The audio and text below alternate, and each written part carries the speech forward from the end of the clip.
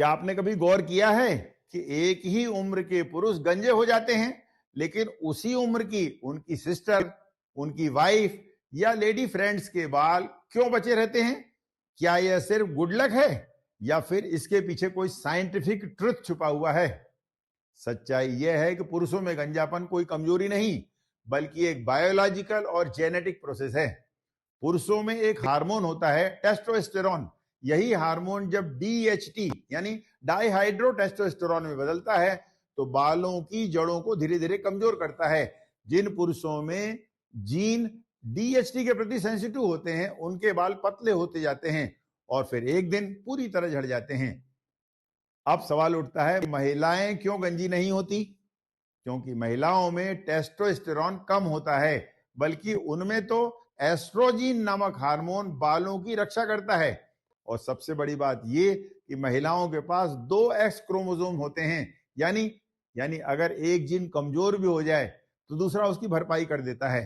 आइए अब बात करते हैं आयुर्वेद की। भृंगराज, आंवला, ब्राह्मी का प्रयोग और तेल मालिश कितने फायदेमंद हैं। सवाल ये भी कि क्या ये गंजापन ठीक कर सकते हैं? तो इसका वैज्ञानिक जवाब ये है कि ये जड़ी बूटियां बालों को पोषण दे सकती हैं, स्कैल्प को स्वस्थ बना सकती हैं, बाल टूटने को कुछ हद तक कम भी कर सकती हैं, लेकिन ये हार्मोनल गंजेपन को जड़ से खत्म नहीं कर सकती।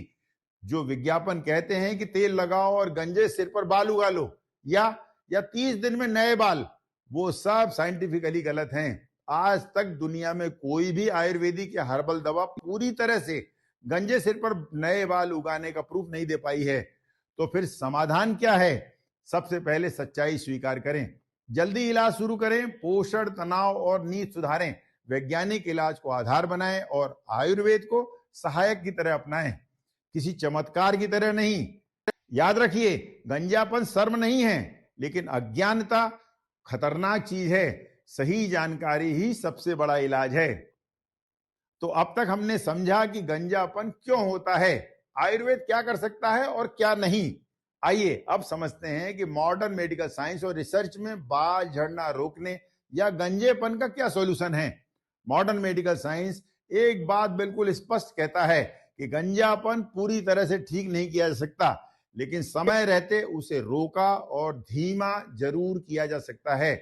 इसके लिए साइंटिफिकली प्रूवन 2 रेमेडीज हैं। पहला, मोनोजाइडिल, जो बालों की जड़ों में ब्लड सर्कुलेशन को बढ़ाता है, बालों के लाइफ साइकिल को लंबा करता है।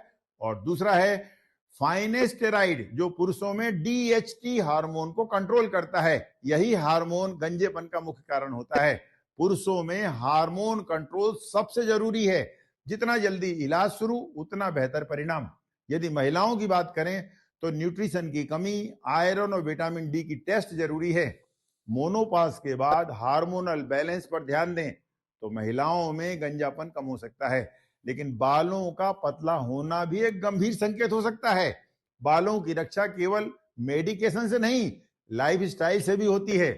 पर्याप्त प्रोटीन लें, iron, vitamin D, vitamin B12 की कमी को दूर करें, रोज 7 से 8 घंटे की नींद जरूर लें, मेंटल स्ट्रेस या तनाव कम करें, योग, प्राणायाम और मेडिटेशन अपनाएं, स्कैल्प को हमेशा साफ और स्वस्थ रखें। आइए अब बात करते हैं किन से बचें। लगातार तनाव, स्मोकिंग, अचानक वजन घटाने वाले डाइट प्लान, बार बार के केमिकल ट्रीटमेंट से बचें और बिना जांच के सप्लीमेंट से भी। कुछ मॉडर्न साइंटिफिक टेक्निक्स भी गंजापन दूर करने में हेल्पफुल हो सकती हैं। अपने ही खून से बालों की जड़ों को सक्रिय करना यानी पीआरपी थेरेपी, दवाओं के असर को बढ़ाने के लिए माइक्रो नीडलिंग, और जब बाल जड़ से खत्म हो चुके हों तो हेयर ट्रांसप्लांट। लेकिन याद रखिए, ये सब सहायक उपाय हैं, कोई चमत्कारिक समाधान नहीं। अब सबसे जरूरी बात, इन सामाजिक मान्यताओं और भ्रांतियों को सिरे से खारिज कर दें। क्या कि तेल लगाने से गंजापन रुक जाता है, टोपी पहनने से बाल झड़ जाते हैं या शैम्पू लगाने से गंजापन आता है। ये भी याद रखिए कि केवल ज्यादा उम्र होना गंजेपन की वजह नहीं है। असली कारण है हार्मोन और जीन्स, और असली समाधान है सही समय पर सही जानकारी। गंजापन कोई अपराध नहीं, लेकिन झूठे दांवों में फंसना नुकसानदेह है। विज्ञान को अपनाइए, आयुर्वेद को समझदारी से जोड़िए और चमत्कार बेचने वालों से तो सावधान ही रहिए। धन्यवाद। जय हिंद।